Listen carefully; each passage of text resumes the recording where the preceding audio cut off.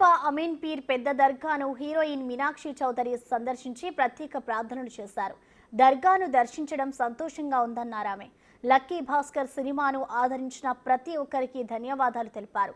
తన రెండో సినిమా ఇంతటి ప్రజాదరణ పొందడం చాలా సంతోషంగా ఉందన్నారు.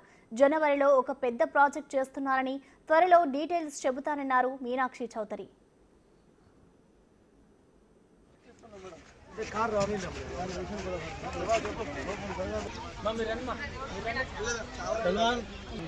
नमस्कार ना सेल है मौलाना ఇది మరి దారుణం దర్గా నేను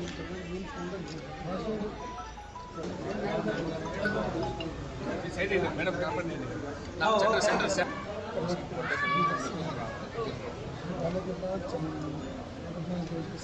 हाँ